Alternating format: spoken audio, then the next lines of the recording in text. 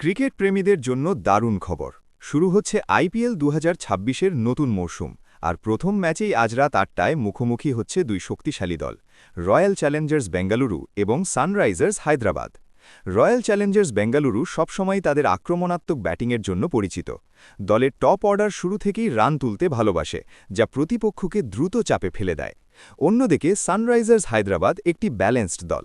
তাদের শক্তি হচ্ছে disciplined bowling এবং কৌশলী খেলা, যা ম্যাচের যে কোনো সময়ে পরিস্থিতি বদলে দিতে পারে। আজকের ম্যাচে বড় স্কোর হওয়ার সম্ভাবনা অনেক বেশি, কারণ দুই দলের ব্যাটিং লাইনআপই শক্তিশালী এবং আত্মবিশ্বাসী।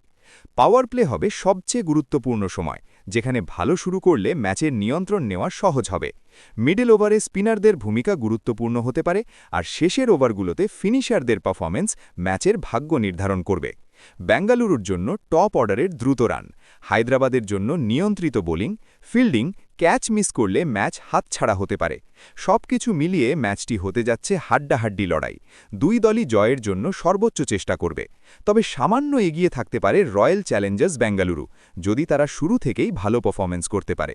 আজকের ম্যাচে কোন টিম জিতবে, আপনার মতামত প্রকাশ করুন কমেন্টে। ভিডিওটি ভালো লাগলে আমাদের YouTube channel FC analysis BD subscribe করুন, এবং আপনি যদি ফেসবুক পেজ থেকে ভিডিওটি দেখে থাকেন তাহলে এফসি অ্যানালিসিস বিডি ফলো করুন, যাতে নতুন নতুন খেলার আপডেট পেতে পারেন। ভিডিওটি ভালো লাগলে শেয়ার করুন। ধন্যবাদ ভিডিওটি সম্পূর্ণ দেখার জন্য।